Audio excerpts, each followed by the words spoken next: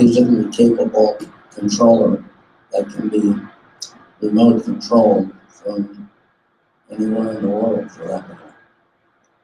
When we do that, we will have a fix for the courtesy tone on the repeaters, because one of the things that the controller manufacturer did, I think, they knew what Yaesu had done, and they equipped the controller with an ability to provide a courtesy tone.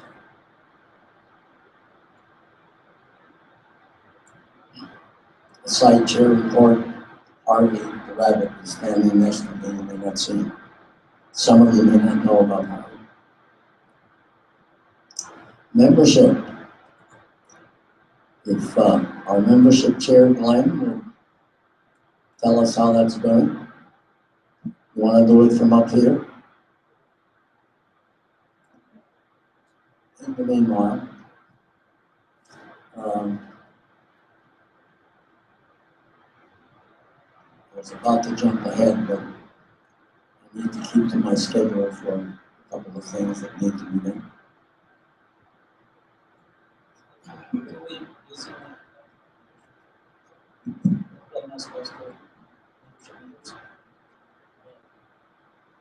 So as of this afternoon, we have 206 regular individual memberships. We have 20 family memberships with an additional 23 family members with a total of 249 members paid up, which is five more than we had last month. And I think we had 4 people join the club this morning, or this evening. And I think there's about 45 people whose memberships have expired in the last 4 months and who have not renewed. So if you're interested in joining the club, just go online to the website or stop by the vacancy.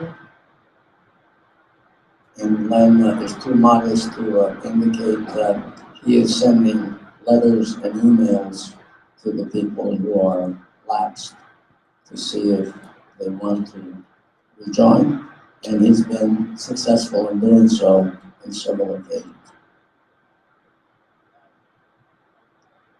Looks like we have quite a crowd. I've got 2 more sheets for sign-ups for attendance here tonight. So we'll ask the clipboards and we can indicate that with these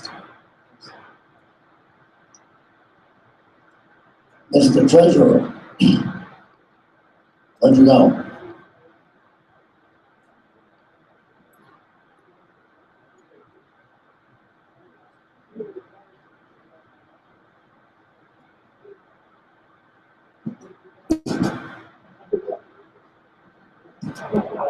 What he's saying, in case any of you didn't hear, is he's got the new PayPal card reader on his iPhone that he would love to try out. If anybody wants to pay up their dues tonight, he can handle that by credit card.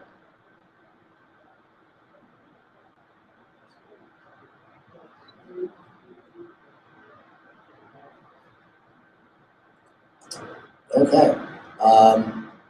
We're going to talk about Handfest for a couple of minutes. Glenn and Sandy are going to talk about their experience in Yuma, but just before, actually while they come up here, I have good news.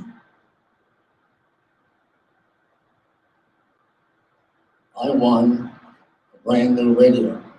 Oh, wait a minute. Dennis won a brand new radio. This is a Yaesu FT7900 dual band that he won at the awarding of the grand prizes in Yuma. Dennis?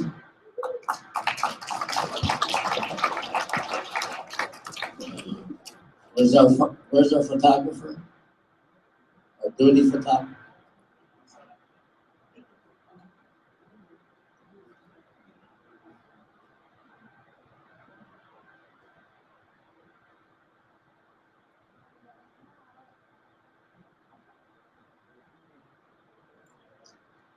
Yeah, don't lose it.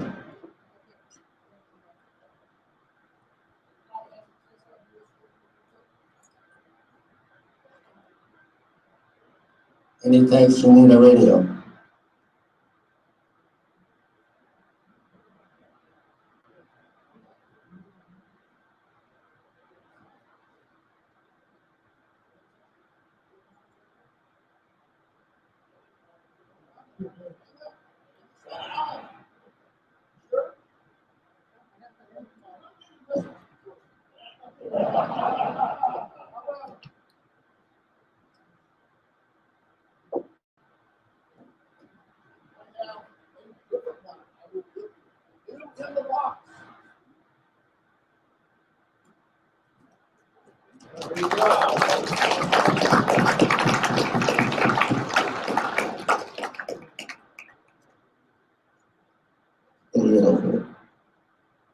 And I should mention that Glenn, our chair, our membership chair,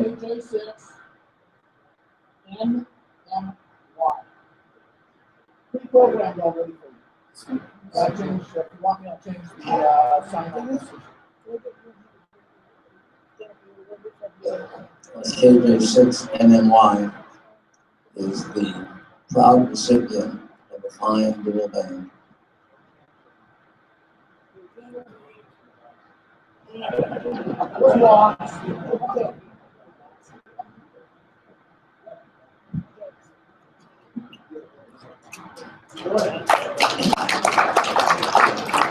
And I should also mention that Glenn, our membership chair, also won a brand new Kenwood, I can't remember the designation, I've never seen a designation like that, but it's a dual band, APRS ready radio. Glenn, what's the model?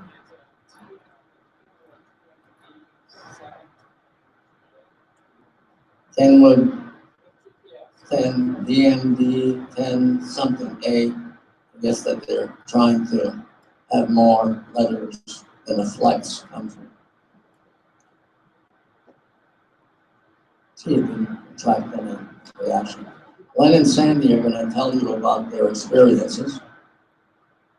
In the meantime, while they get up here, I'm remiss in the fact that we forgot to include the scope of Palm Springs Hempfest. The weekend after this on Saturday, 9 in the morning to about 3, about an hour and a half to get to Palm Springs. It's at the Pavilion, very nice little Hempfest. The Desert Rats are building it up. And April 23rd is the Ears auction. Everybody knows what the auction is like, so that's coming up in April. Okay, so I'll go first because she was there before this. This was my first Handfest ever. I went over at my older brother drove over from Phoenix, and so we hooked up there in Yuma. I really enjoyed it. I liked walking around through all the tables of stuff that I have no room for in my garage, so I'm wise enough to not pick up anything I don't have room for anymore. And I only went through 2 of the meetings. The first one was about the SDR radio, and a lot of it was about using open source software, I think, for it. And then I sat through the AREDN session, where at least 2 of the people from headquarters was there, I think, and had an interesting discussion about the Antenna Parity Act that's being submitted in Congress right now. And if you want to support that, go to the ARRL site, and they have a place, I believe, where you put in your zip code, and they'll send you form letters for your senators and your representatives. You can sign for that. I think that they want you to mail them to them so that they can physically hand them to people in Congress the next time they go in there. And yes, on the way back, I got this phone call that I couldn't answer on my cell phone from Charlie. I could see it was Charlie, but I was driving. It's against the law to talk. So all I got was this message said, "You want a radio," but he didn't know which one. So I had to wait till late the next day before I found out which of those 16 radios was mine, and dreamed about, I might need that one. I could really chase the chest up with that. That one looks really nice. I need one for the car. But I won the one for the car, dual band, but it's really nice. And Fest was great. I plan to go back next year.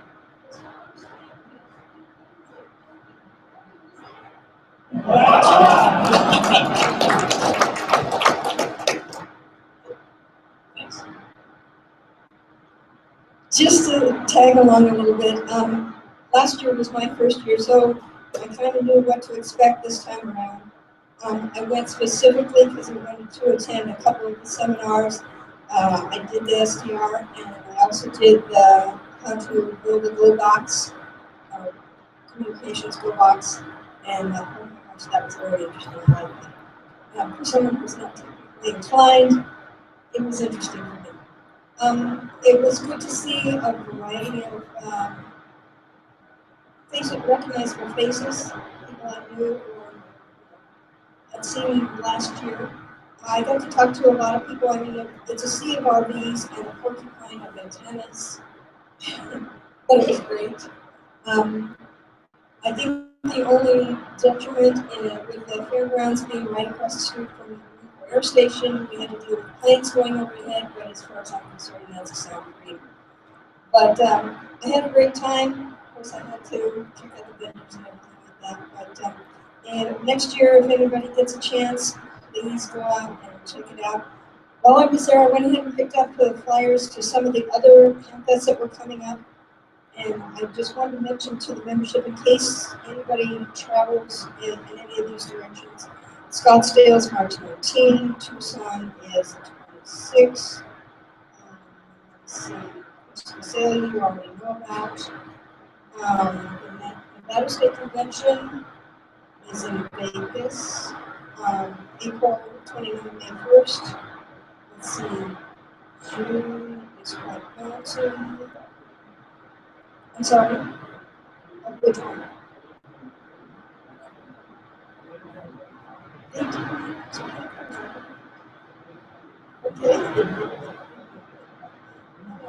Thought I picked up one other one. Arizona State Convention in the Desert. So I'll take that. It's more so I'll take that as Phoenix. But if you're traveling around, anybody in the Hamfest, there were several people there that came specifically for the Hamfest, and others had recently heard about it and they were traveling through, and so they thought they would stop. So, everyone was on the Hamfest, but they don't know how we are. Anyway, thank you very much.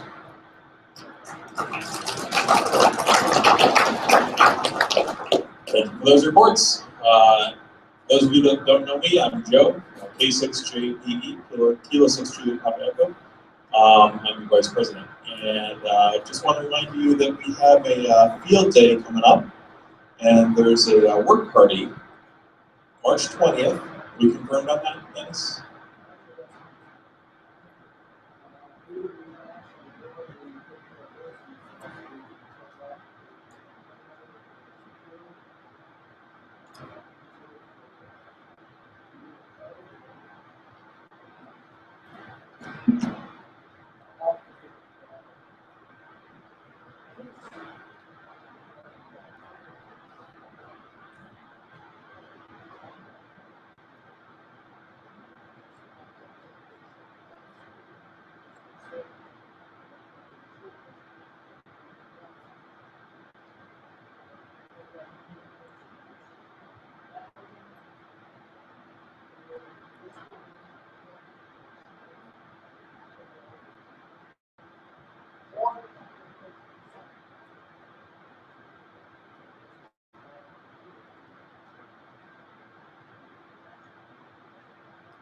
Okay, we'll take that conversation offline. More information on field day will be forthcoming then. There's another event, the Interfaith Emergency Fair in Oceanside on April 21st. April 23rd, sorry, April 23rd. This is an opportunity for us to get involved in the community, and Charlie is going to be there for that with our booth set up to promote amateur radio in the emergency preparedness community.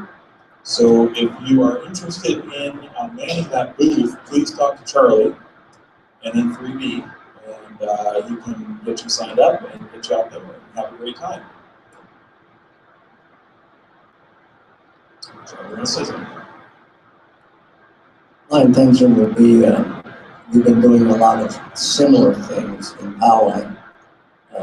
Poweans have turned the city around, and their attitude radio I don't know if I mentioned it before, but aside from the antenna issue that we solved, the mayor and city council asked us to integrate amateur radio in the emergency operations center. We now have, courtesy of the city council, 4 brand new radios, all brand new installation, all up the way to the antennas with some computers, so the place is turning around.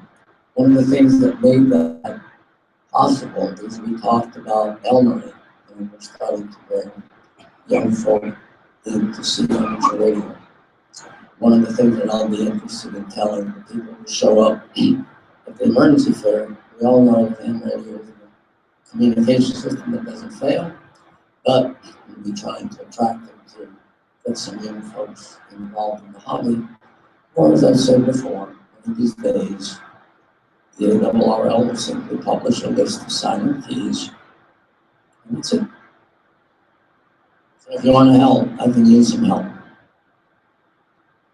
You've been to several events similar. It's great fun to stand around and answer questions of the public is asking about amateur radio, and maybe you can do some operating. All right, John, we have goodie table stuff.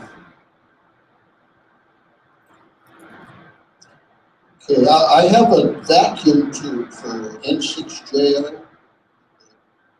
Okay, yeah. And there were some keys out here, J38, J48, some other things. They were not intended to be freebies, so I noticed that they've mostly disappeared, but I think that they're definitely worth about $20 a key because they were in pretty good shape. So be sure to get the club treasurer that's paying for them.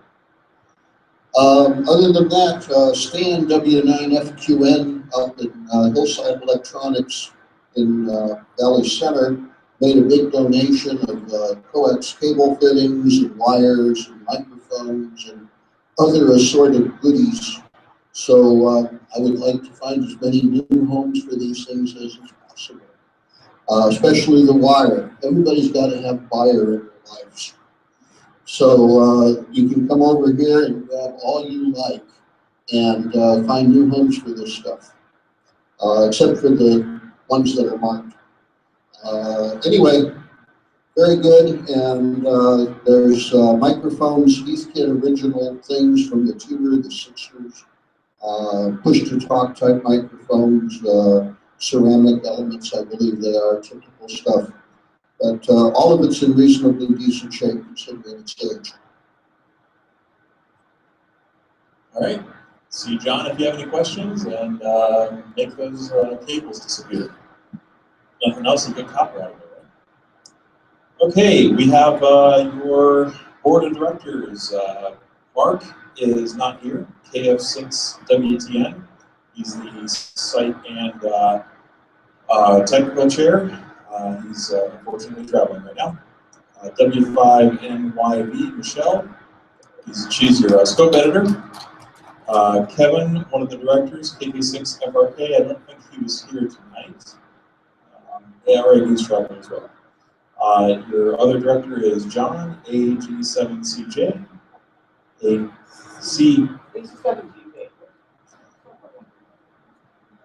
We'll get it right one of these times. Sorry, John. I knew that didn't sound right. Membership chair, Glenn, KJ6ZQH, who you heard from earlier back in, in the back. Your treasurer, W0NI, Tom, who you heard from earlier. And if you have interest in the Friday lunch bunch, talk to Tom. He'll let you know where he is each week. Looks like we're going to the Carl Strauss this week, right? It'll be good. It's a little far away from work, but I might have to make it work.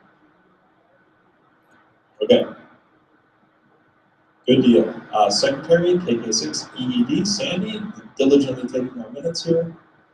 I'm your Vice President, Joe, K6JPE, and you heard from Charlie, our President, and then 3B. Are there any visitors with us tonight? I know there's a few. Stand up. Looking at some of you because I know. All right. Stand up and we'll give you a hand. Welcome. Where are you from and what's your call sign? W6 GIB, awesome. And your first time visitor, you're not a New Hampshire. Wow, okay. Awesome. Welcome. Glad to have you here.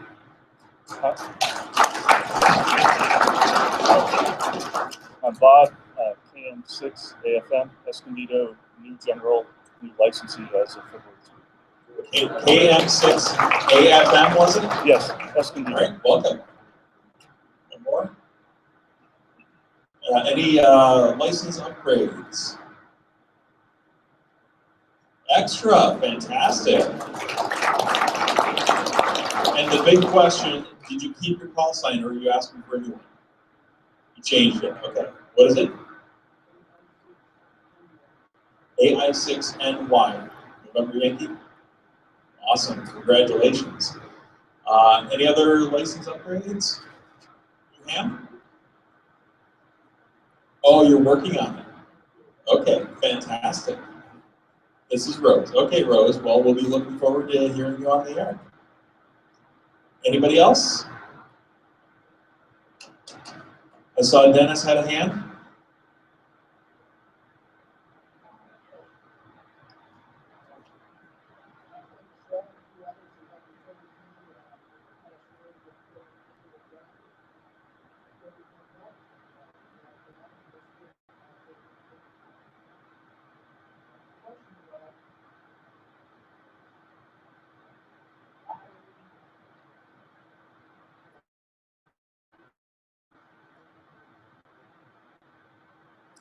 That is a matter that's going to be discussed at the board meeting next week.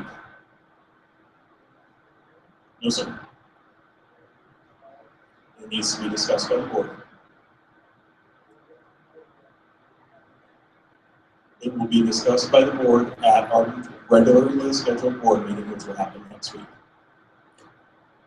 You'll have an answer after that. Okay. Does anybody else have announcements?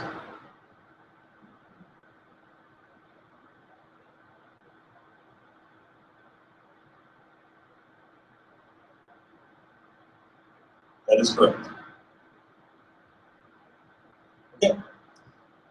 Sure.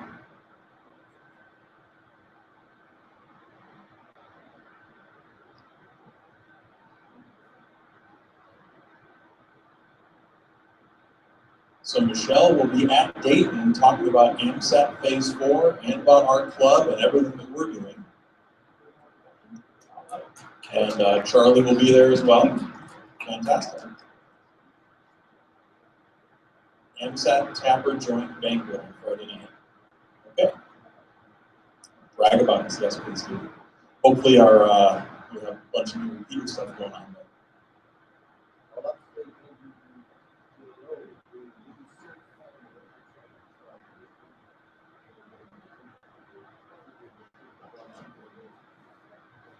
New Cert Academy starting this week. Talk to Joe or either one of them, right? Okay. Still room, Joe? Maybe. There will always be another one, but if you're interested and have been meaning to do CERT for a while, we'll find a way. Okay, fantastic. And CERT is an awesome program.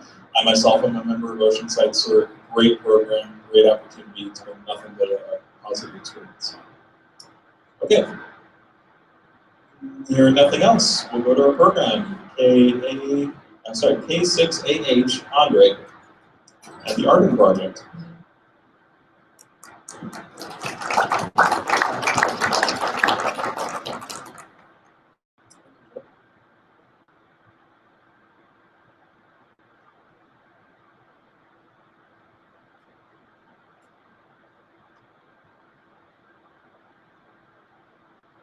Just a second.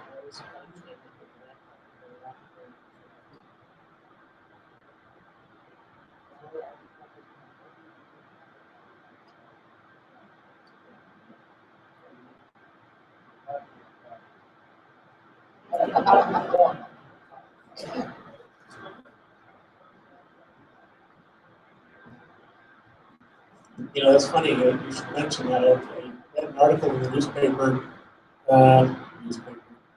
some news, that was listed the top 20 passwords in use, and list. And I thought they were kind of unique. Anyway,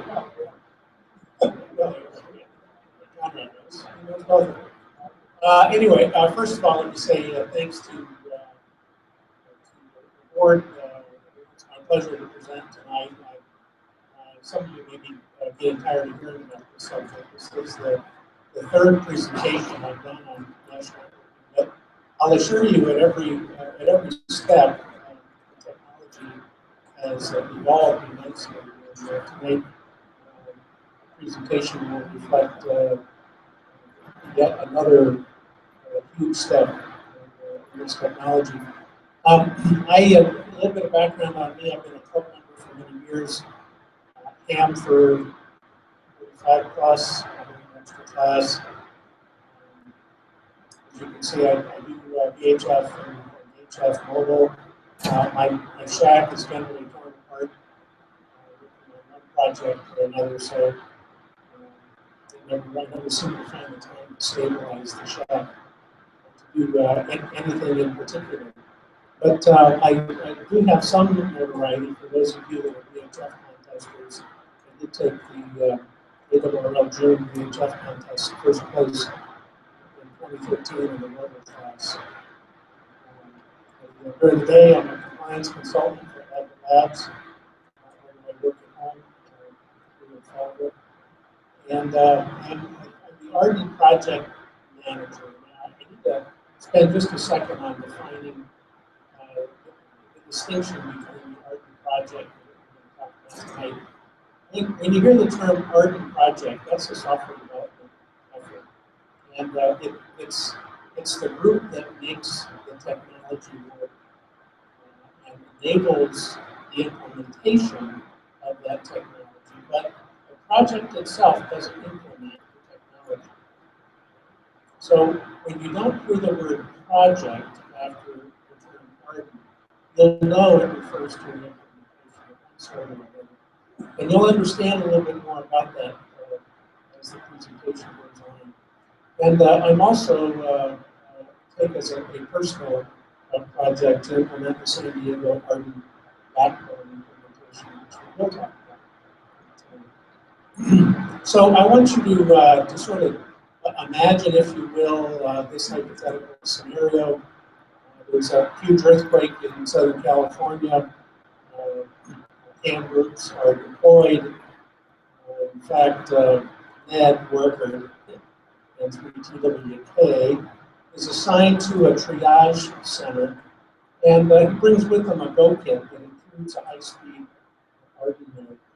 And he knows how to set this device up because he's trained for this scenario a number of times over the course of the last year. And Ned's node is going to perform a couple of critical roles. One is to provide Wi-Fi services to the local community. Typically, these would be hospital administrators or the triage staff and incident commanders, perhaps, at the location. And as Ned sets up that node and that Wi-Fi connectivity to the local group, he's also pointing his node and his node's antenna up to the AREDN network. Now, somewhere in the county, near Ned, there will be Harry, that's who sits on top of a hill, and he has a cluster of nodes that are referred to in the AREDN vernacular as mid-mile nodes. In other words, Harry's responsibility is to provide AREDN network connectivity down to the deployed nodes like that, and at the same time, with the gain antenna, provide further connectivity up to the backbone. And Harry and Ned will coordinate with their UHF, VHF laptops to peak those antennas to make sure that the signal is the strongest, and that translates into data connectivity or data bandwidth that's the greatest. So Harry then also has two responsibilities, again, as I mentioned, to connect Ned on the downside with the AREDN backbone. Now these backbone nodes look very much like commercial installations, microwave installations. They're typically hardened. They sit on robust tower structures. And what they allow is fixed base disaster agencies to connect to this backbone and allow the data communications to pass from Ned's node at the triage site up through and including all of the disaster agencies and EOC perhaps, and this is a hypothetical scenario. And this backbone is available to all hands, all agencies served by hands. So it's not aligned with Aries, it's not aligned with ACs or Red Cross or Salvation Army and so forth. And again, typically these disaster agencies would have some permanent connectivity to this backbone. So here's the same, what I just took you through in a bit of a schematic fashion. I'm not going to spend a lot of time on this, but we'll see some of these nodes during the demonstration later on. So back to Ned then. So he confirms his node's connectivity to the AREDN network. The laptops are being connected via Wi-Fi at his site. Web-based email is quickly becoming a mechanism for communicating between these agencies. Begins distributing instructions on how Android and iPhone voice IP applications can be installed on phones within the served area. And he assigns each of them a unique phone number on a pre-established dial plan. So what this suggests is that the members of the served community can reactivate the use of their cell phones on a completely different dial plan than they used to, but enable them to connect to similar cell phones at other served sites so that they have the tool in their own hand to connect to the people they need to talk to, rather than passing voice messages via IC 213 and so forth. Again, hypothetical scenario. So now Ned worries about whether he can support the 30 hours or so. He knows minimally he'll be having to provide these services. He knows it gets about 30 hours on his 12-volt battery, powering all this equipment. So he sets up a solar charger because he believes he's going to have to serve 72 hours. And after that, he makes himself available to support network issues and of course to support the local incident command. And so probably what's going through your heads is, gosh, is this really possible? I get it in our daily lives. We have voice over IP phones, we have computers on our desktops, and all this is second nature to us as consumers. But can we really do that with the internet down in the time of a disaster?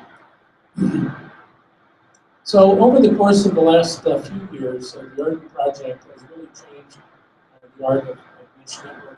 The first presentation I gave to this club several years ago was trying to promote broadband hamnet using the old Linksys WRT54G routers, the blue and black things. You all have one. If you haven't thrown it away by now, it's probably buried in the closet. You won't find it.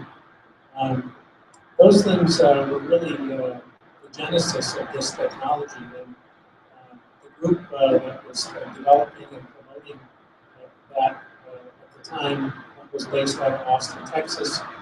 And I asked the club if I could put one of these nodes up on Palomar. And I got a pretty quick answer, and it was no. I was pretty proud of this technology. I thought, gosh, how could somebody possibly say no? The answer was no, because at the time, the technical coordinator wasn't convinced that I would be asking to climb the tower would be not to fix this doggone thing. After all, it's a desktop, office and consumer home use kind of product. And the objection was absolutely founded. And it wasn't long thereafter that Conrad, KG6 then approached me and said, I'm ready. And he was the one that put me down on it, but he was the site coordinator at the time. And he said, that wouldn't be terribly difficult to port that software to a commercially viable piece of hardware. So I thought it was a little crazy at the time, although we might have said no if it solves this problem. So the short of it is that he and I approached the group in Austin, became their development arm, and wrote the AREDN software over the course of a year and a half or so, and ultimately forked the project into the AREDN project that I'm presenting tonight. And in the course of doing that, we expanded the utility of the technology well beyond the 2.4 gigahertz ISM band that Links is supported. We expanded it to the ham band below that frequency spectrum. We also moved it to 900 megahertz, 3 gigahertz, and 5 gigahertz ham band. So now we have, instead of having three or four channels, 2 meters, we have 50 or 60 or more channels that you can actually use. In fact, I'm going to demonstrate tonight 2.4 gigahertz connectivity from here. This is a AREDN there through the wall to the lower parking lot where my truck is sitting in one of 2 parking spots on Palomar. So I'm running 2 gigahertz from here to my truck, and then 3 gigahertz from my truck to Palomar. And of course, that gets me on the background. And we'll see all the mesh activity throughout San Diego. But anyway, the point is that it's greatly expanded the number of usable channels, and it's really taken it from an experimental hobby-oriented novelty to really a viable alternative network that really is suitable for restoring internet and intranet communications with all of those channels. So it's a high-speed data network. It's built on RF radios and routers operating in microwave bands. Everything you'll see demonstrated here is in the ham band. And all it takes in order to operate one of these nodes legally is a technician license or whatever. And it's designed to deliver computerized services when other network infrastructure has failed. It's not intended to be an internet access alternative. In other words, it's not intended for you to be out in the desert camping somewhere and connect to your home and use your internet access from home. While technically feasible, it's a misuse of the license privilege to do that, particularly when you're moving encrypted traffic over this network.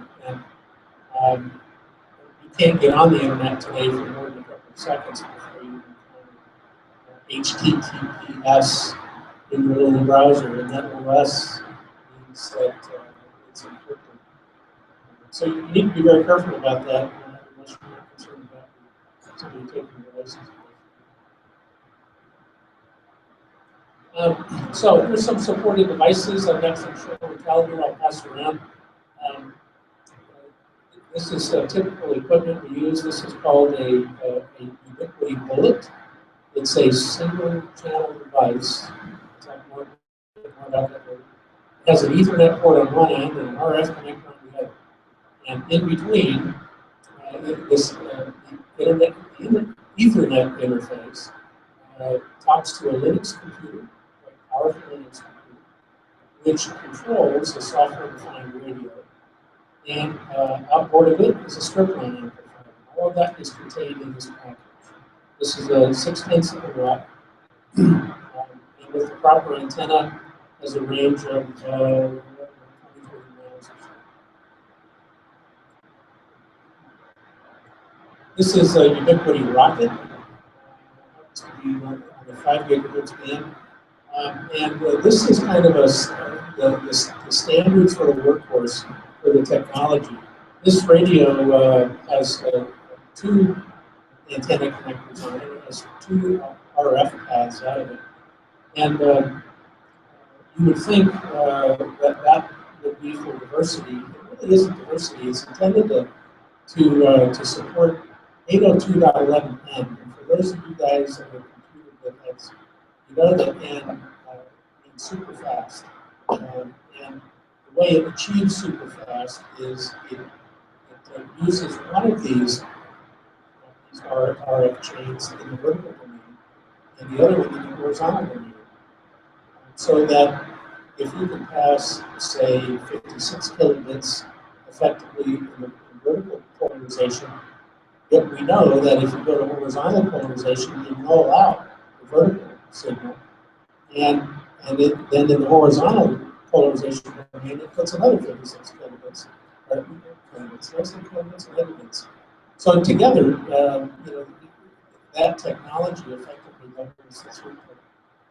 And I'll pass that around too, and I brought an antenna to illustrate how that actually happens. You see, there's 2 antenna connectors.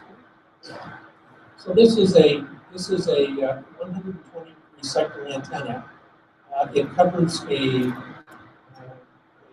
area from about 2 degrees below the horizon to about 9 degrees below the horizon. And then it's 120 degrees wide. So if it's pointing in this direction, the coverage pattern is 60 degrees to the left, over to 60 degrees to the right, and covers from just below the horizon and to 9 degrees below the horizon. So if this is up on the mountaintop, let's say Mount Palomar, and it's pointed at 230 degrees, then from 290 degrees to the right to 170 degrees to the left, you've got a complete coverage pattern from the coast inland to, you can cover most of the metropolitan area with one of these zones.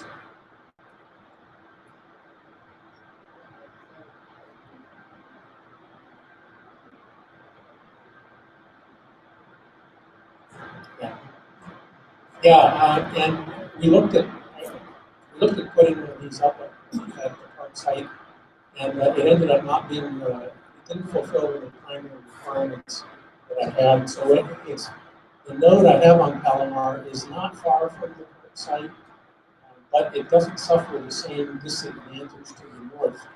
The PARC site is shadowed to the north with a peninsula finger that sticks out. And it's absolutely perfect for its intended use. But the problem is it didn't suit me because I couldn't, as the control operator for the node, I couldn't connect to it from so that kind of shot the idea. But anyway, other than that, I think we selected that site for all the right reasons. I just wasn't one of the reasons at the time. So these devices, and that's another one too. This is, it says it's a nano bridge, but it's really a nano station. It's a 3 gigahertz node. It has both vertical and horizontal polarization antennas in it as well. And I'll tell you what, if you want the cheap 2 gigahertz node like this runs 70, 80 bucks, and you can mount it on the tower with a couple of tie straps. You power it via Ethernet cable, power it with Ethernet. So for less than $100, you can get on the air with this thing, and you can meshing with the rest of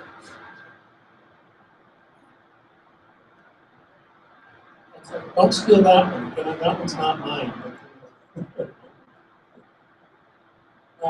You can get it. We'll have links on our website, but eBay, Amazon, there are a number of good places to buy them in quantity. But if you're just buying once off, I'm telling you, Amazon is just as good prices.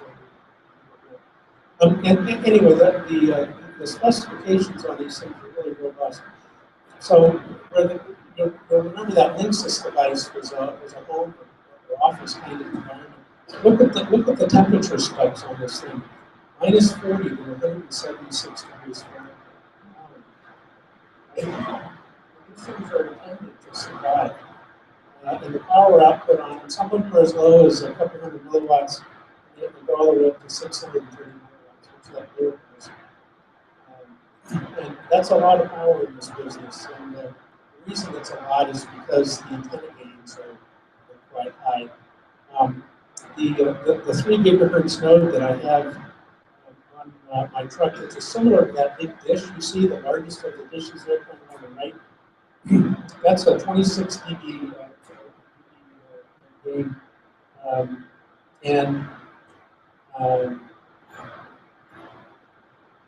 Trying to do the math here real quick, with 30 and 1,000, it's probably 500 watts EIRP coming off the thing. So when you think about a 500 watt effective radiated power emitter, that's a lot of energy.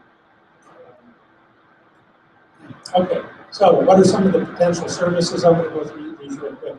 So you bring your own PC, you can do email, you can do predefined client services. If you're a disaster agency, you can do some sort of conferencing perhaps.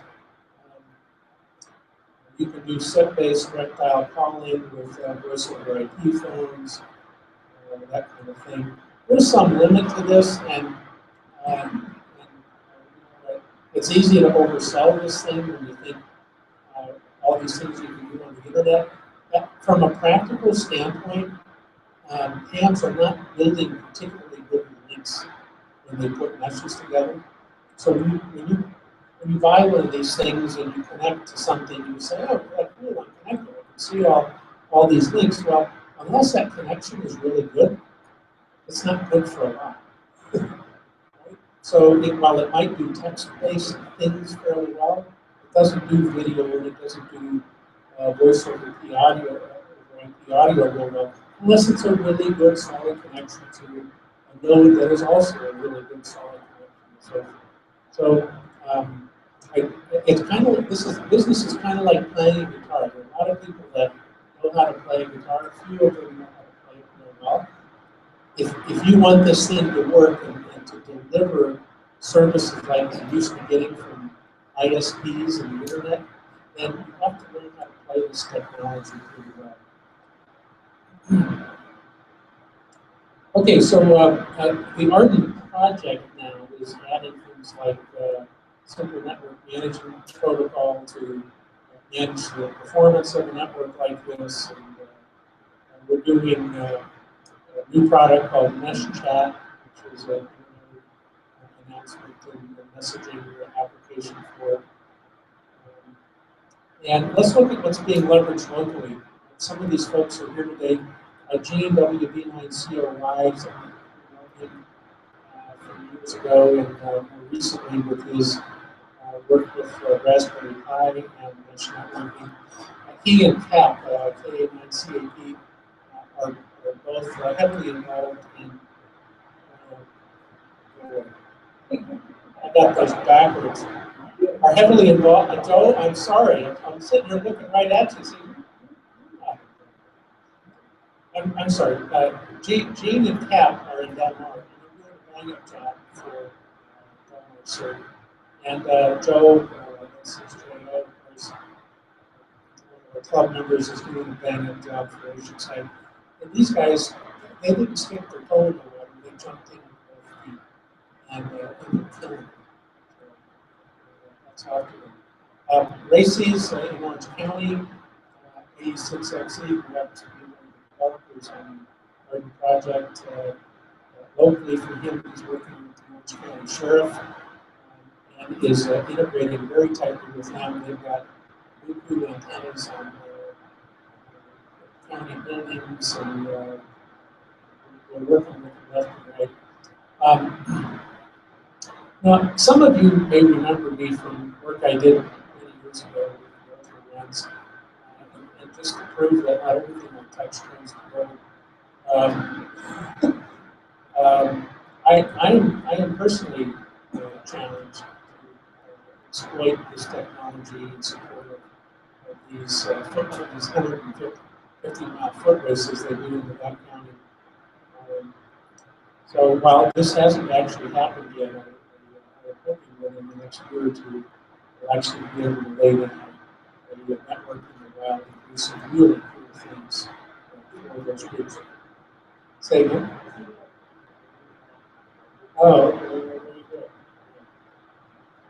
We should get the next beta out. Okay, so here's what the backbone was planned to look like. And it's an old slide because Mount Woodson didn't pan out. If there's anybody that has any relation to the folks that own Mount Woodson, I'm here to tell you they wanted too much money for me to put a road up there.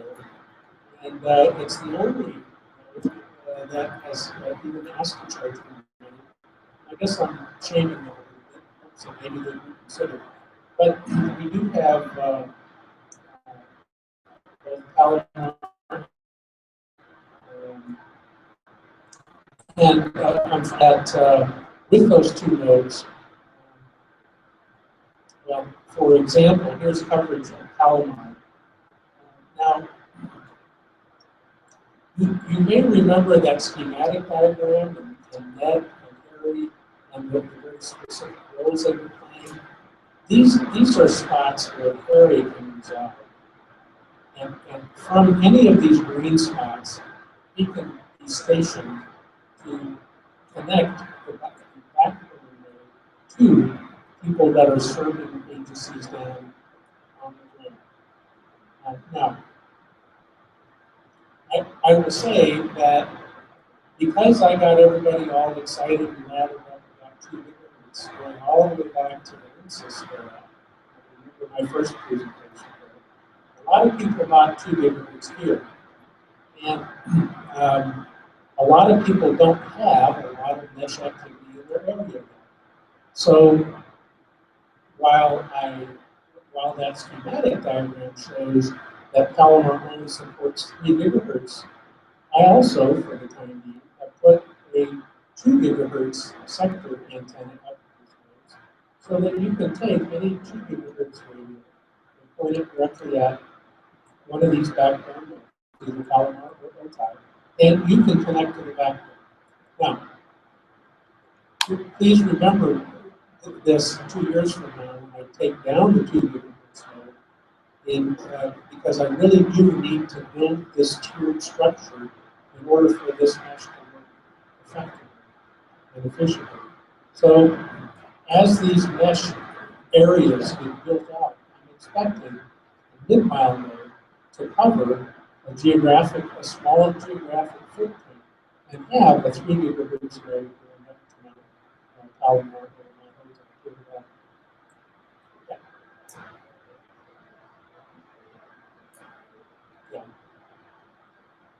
Yeah, but if you, for instance, I don't think I have this slide, but if I have a mid-mile node in Mountain, and it talks to Palomar directly and broadcasts it through a service area that pretty much covers Carlsbad, Oceanside, Vista, Fallbrook, Lancaster. So you don't need to worry about that so much. To cover Poway and Ramona, you probably would say. Here's what the county coverage looks like when the backbone is fully built up. I think you probably cover Poway.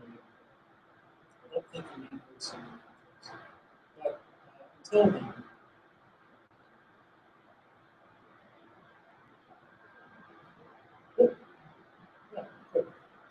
And you'll notice also, I have a property commitment on Laguna, and the intent of putting the money up is to cover Imperial County, which is all the disaster agencies, including Imperial County, in the San Diego County support. So you can't very well focus an agency on to using this technology without also covering.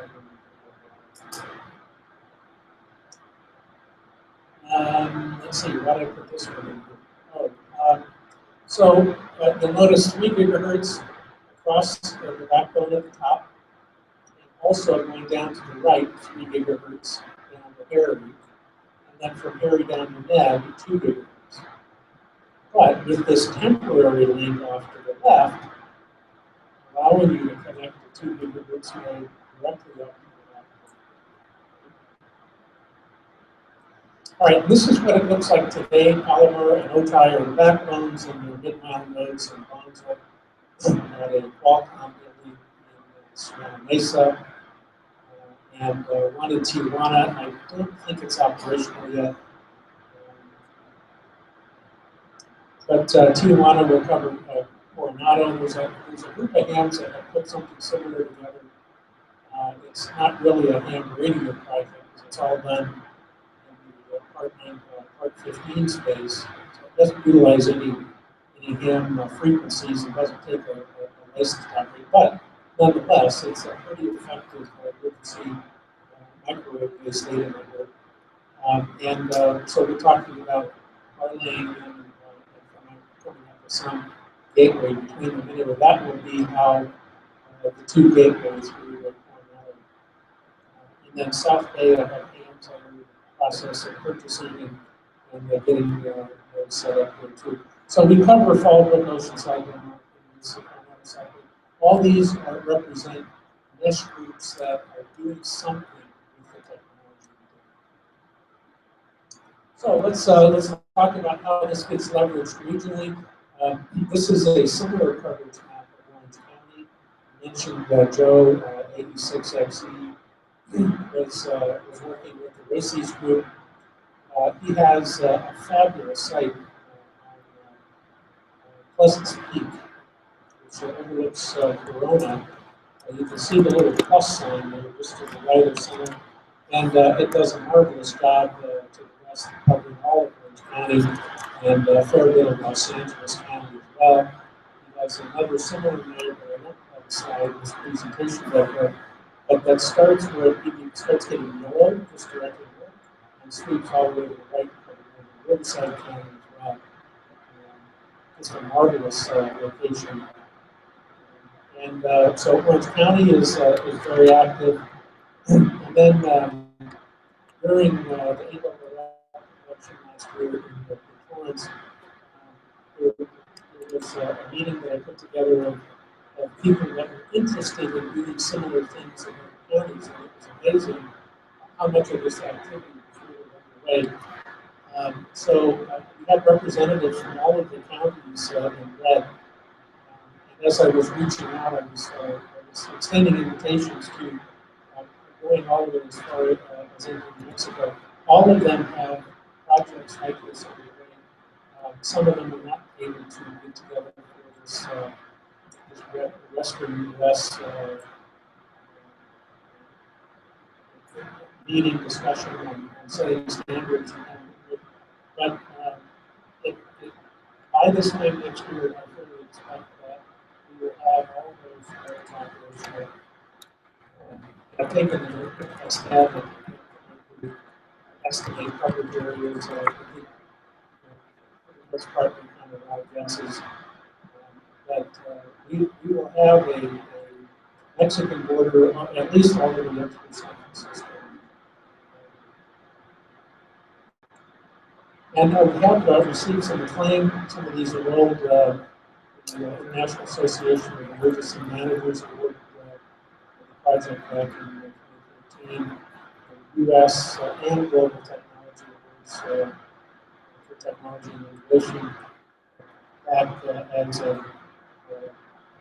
broadband handnet group, other pack, USP, and most recently, most proud of is with it's a recipient of the 2014,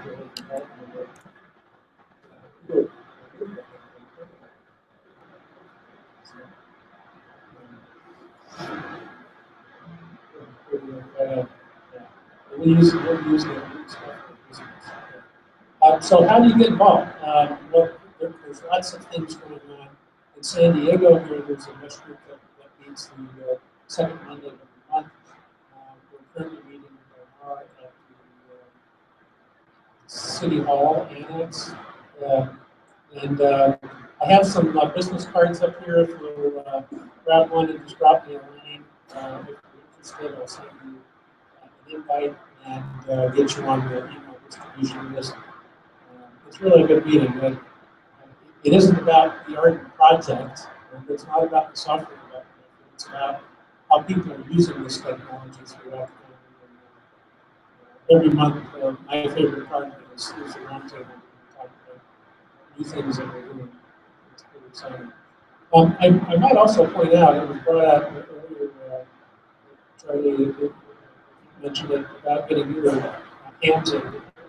This really is a technology that spans pretty well. The computer geek is the hand geek. And, it is a way of bridging it and getting people involved in radio. So that's it. I do have a presentation. I will point out that we are at the Center of Emergency Preparedness.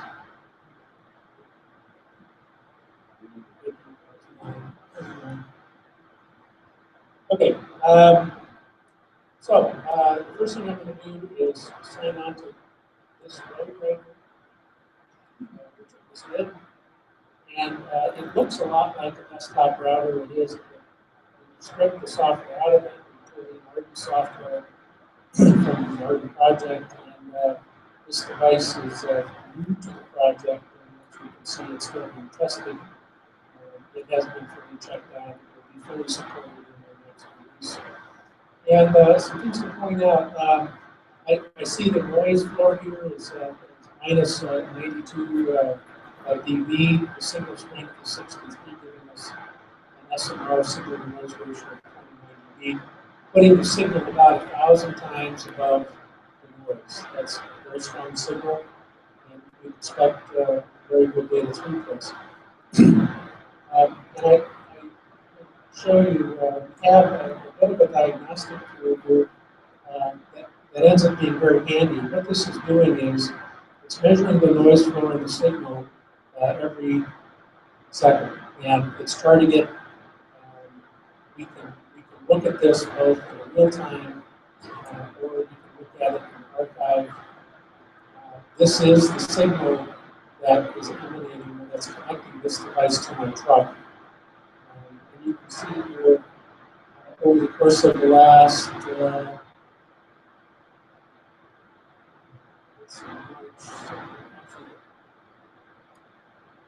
the last couple of hours, you can see what's going on with that signal.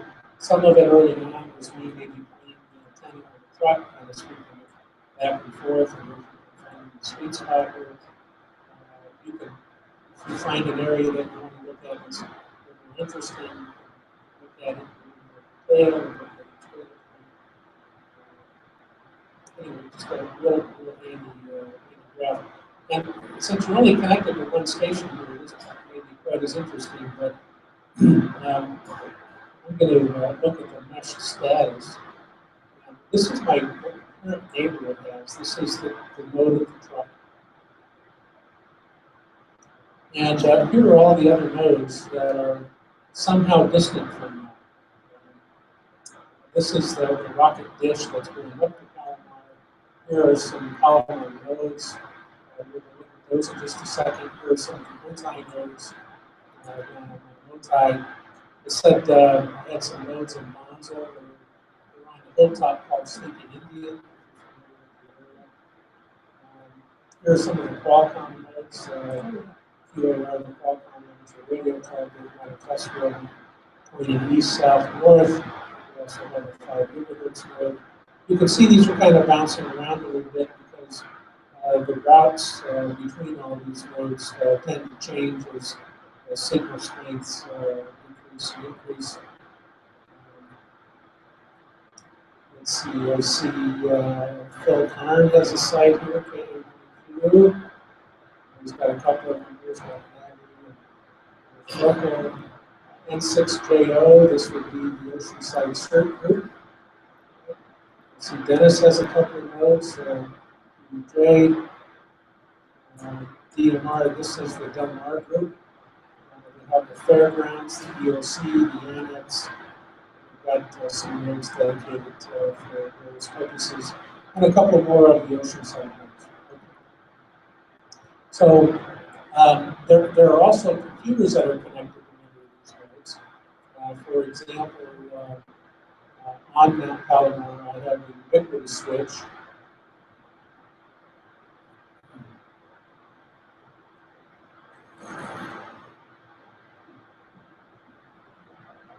I have a ubiquity switch.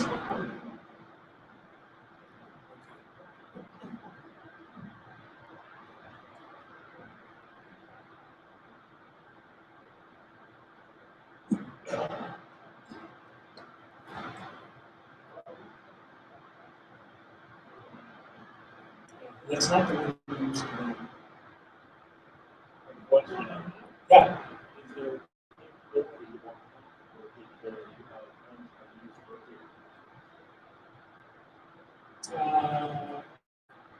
No. I mean, it certainly isn't. It is not a question. But you know, we've got a lot of priorities.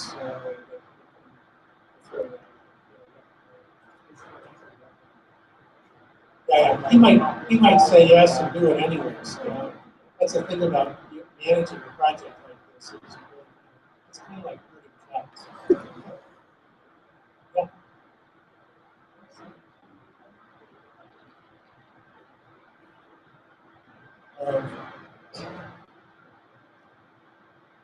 Yeah, right.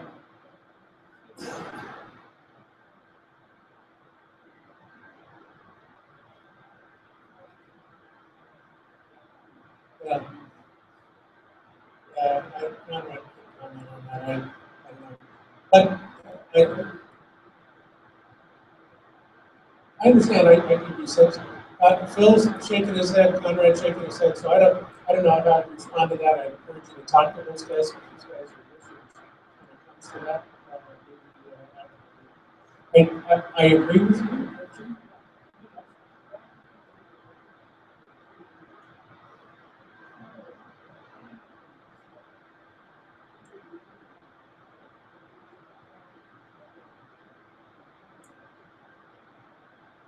Yeah. So we're not talking about internet connectivity. You came in late. So yeah, the purpose of this is not to bring internet services into. Well, how about if I say, don't do it unless you use your license? Just leave it at that. So everybody,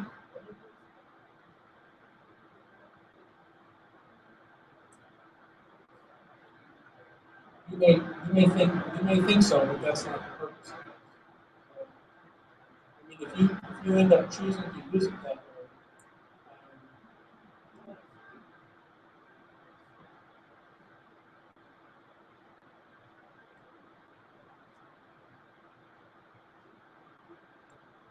I certainly make our lives simpler. So thank you for that question. So anyway, here is the network switch up there, and you can see I've got a Raspberry Pi up there. I've got the backbone node. I've got the 3 gigahertz down and 2 gigahertz down. And we can look at from a network management perspective some of the throughputs and look at choke points. And for the network guys, that's interesting. For the consumer, it's I was asked to put on a fancy demo, and because I'm not one of these end user guys, I'm not the CERT organization, I'm the document guy. I built the network. It's like, so the highway's been laid down. They want me to demonstrate all the cool cars that can run on the highway. It's not really what I'm about. So I'm struggling with that. So if I could get everybody just really saying, yeah, that's rich and Andre, I would feel better about it than the board. Woo! So one of the things that's really tough about this is ham groups tend to build these national islands. Like we started out in Oceanside or Fall, and there were a collection of hams, and they all put up the nose, and yeah, what do you know? One's got a camera on his backyard, and really get tired of pictures of his backyard. He's got the camera on the backyard. And think about it from the standpoint of trying to engage a disaster agency, right? How do you do that when you can't get them excited about it?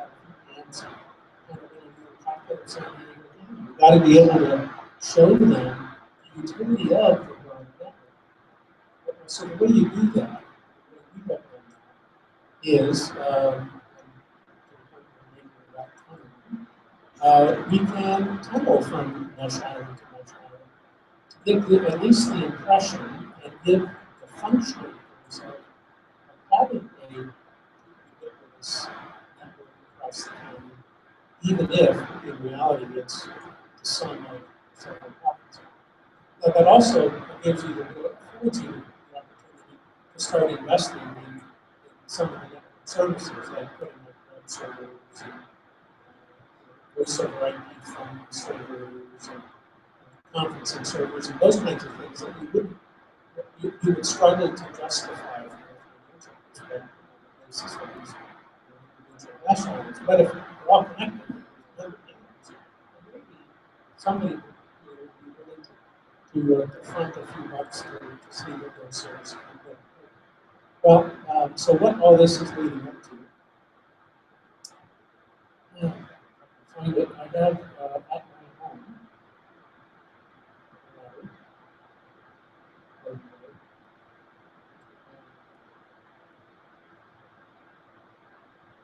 That I have configured as a tunnel client to a tunnel server. That to be just outside of Houston.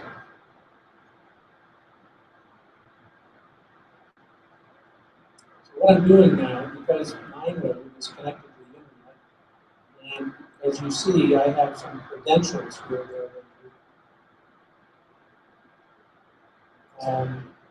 And what it's going to do is connect to the tunnel server, and then my San Diego mesh will be tunneled to another mesh in the Houston area.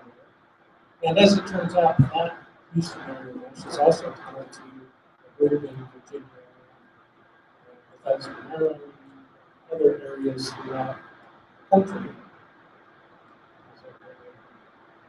I did think so. It's spinning.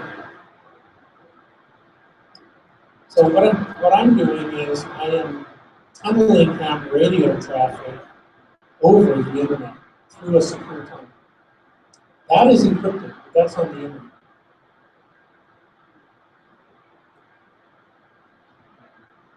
That makes sense? Another question back here. Yeah. My question is this. Okay, these things can be used in disasters. After disaster, there's going to be some doctor who wants to send patient data to another node. That has to be encrypted. By law. How do you do it today? How do you do it today over an IC213? I don't know. Well, I mean, it's the same. I don't know. The doctor is responsible for making sure that the privacy of that patient is maintained.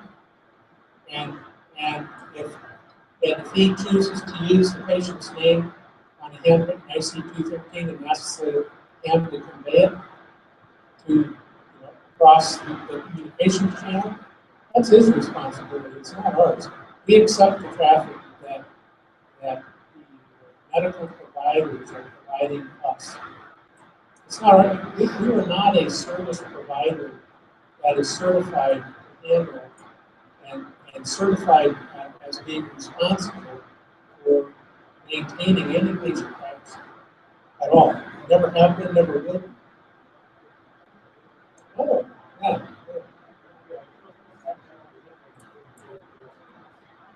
Yeah.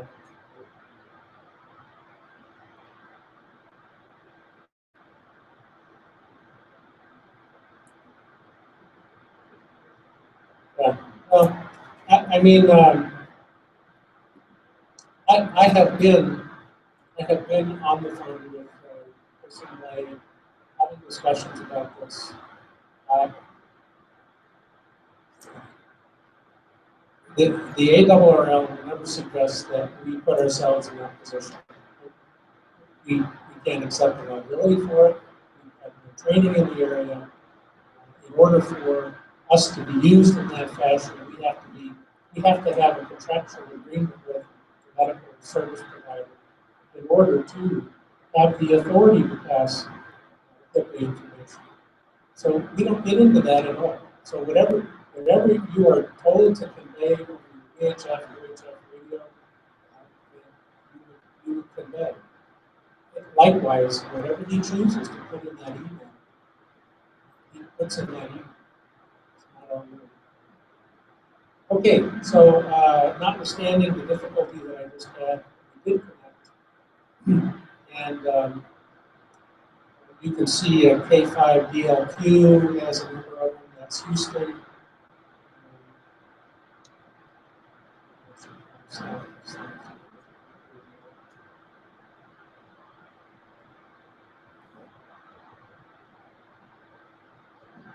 N2MH, West Orange, New Jersey. Anyway, you can see all these things. They're, like I had mentioned earlier, MeshChat is a really popular application that one of our developers has just written and released. And basically, what it is it's a multi-room chat facility, and allows you to have text-based conversations with whomever for whatever purpose. And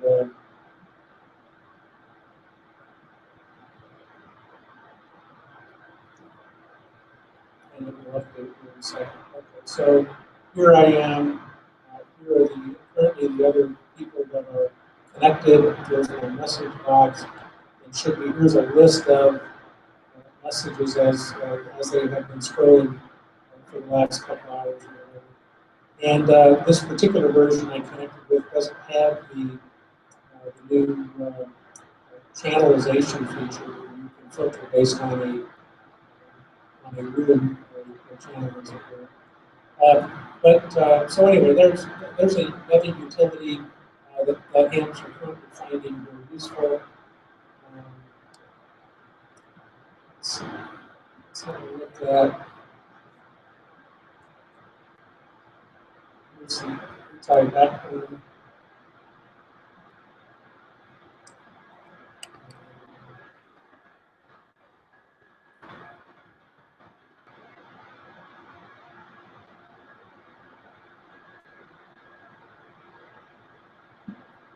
You can see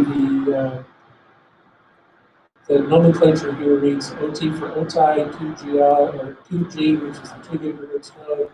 DL is the downlink, and the antenna is pointed, is centered at 230 degrees true north. So it's a 120 degree sector. We know it covers from non-OTI 290 degrees to the north, and 170 degrees to the south. So from OTI, it covers effectively Tijuana, the south along the Baja Peninsula, all the way north along the mountain ridge traveling up north through the county. And this is the 3 gigahertz node. It's also a sector downlink. It's pointed a little bit further north in hopes of getting some more of the eastern county beyond Alcohol and Alpine and Area. And of course, this is the Palomar background. So, any other questions?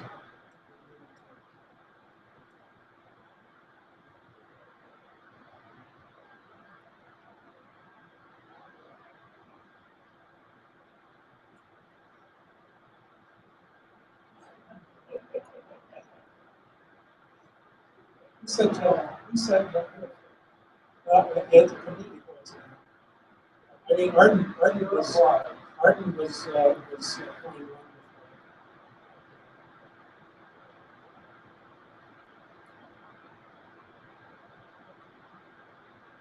Yeah, okay, that's a good question. Primarily, it's ubiquity, and it's most of their Airmax, AIRMAX. But if you're thinking about buying some equipment, highly encourage you to visit our website. Highly encourage you to visit our website. There's a complete matrix of all the bands we support and product needs, and whether we support them or not. Well, okay, so if the junk you have is TP-Link, there are two devices that are TP-Link. So we are adding other manufacturers.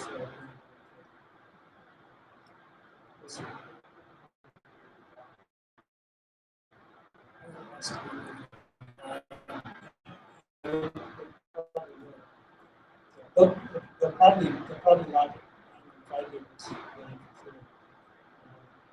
Yeah, you know, who knows? 3 years from now, we could be. I'm not being software, but we could be in the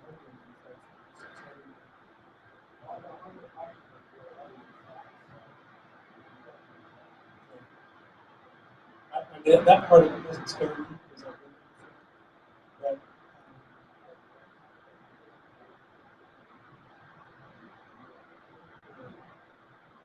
Well, you know, I don't know, but I do know that there are literally tens, if not hundreds of millions of these things that have been manufactured over the years.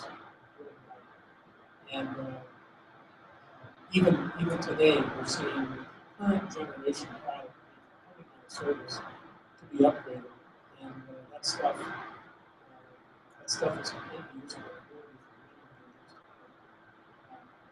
I don't know. Maybe we support a new skill. I believe it's going to be a problem. If it ends up being limited to 5 gigahertz, that's no problem for me. Because I think it's quite successfully with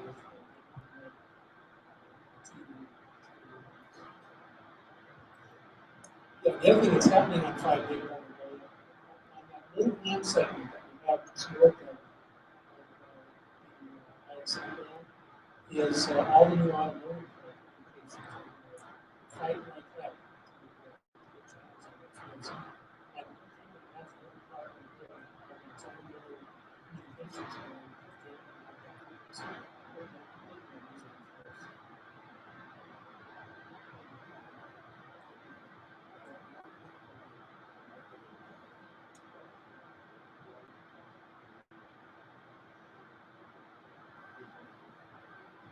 Oh, yeah, that's a really good question. The question is, why would you use 3 gigahertz instead of 2 gigahertz?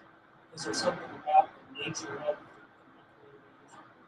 the There is, but the big elephant in the room is what commercial allocations into the units.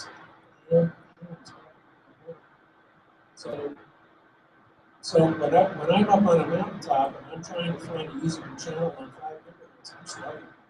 Not only is our hands that don't want me to be, stepping on them and the channels that they're using, but the commercial traffic wireless ISPs is unbelievable. And why am I not using 2 gigahertz? Well, because I found that if you move down into the end of channel -2, which is 2 channels below anything the Wi-Fi routers are using, then I'm in a quiet space like that. only had one channel.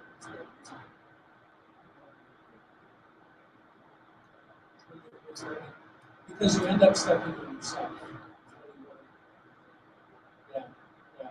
I can have 3 gigahertz nodes on the background, and also because it's such a big band, and there are already coordinated channels for broadband communications that I can fit within and be far enough apart so I'm not stepping on myself. That's not true. Any other questions?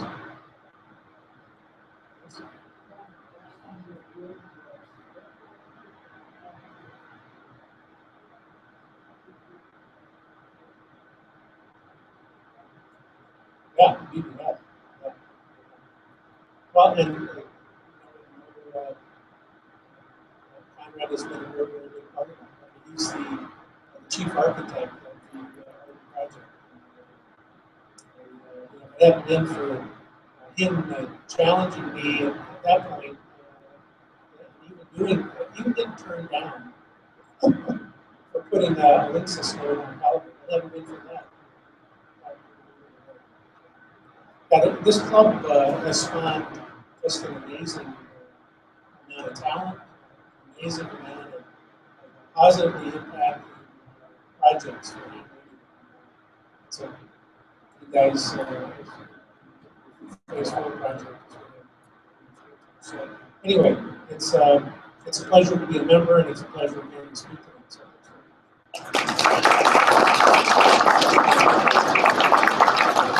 Thank you, Andre. That was a great presentation.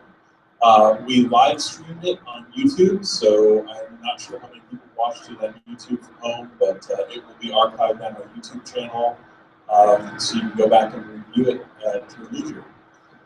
If anybody is interested and available in participating again at the booth for the Interfaith Shelter, please come talk to Charlie.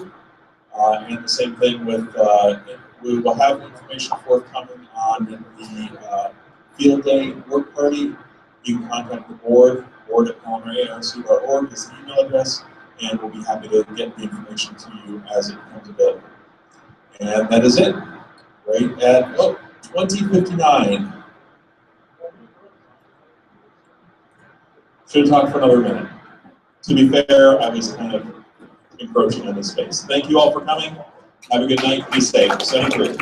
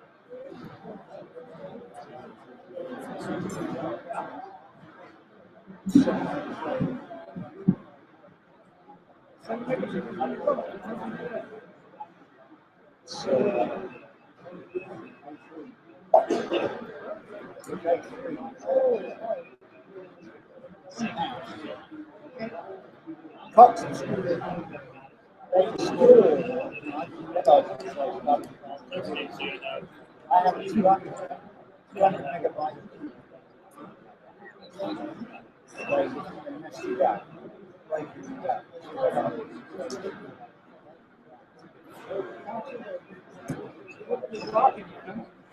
Well, tomorrow morning they're supposed to come out.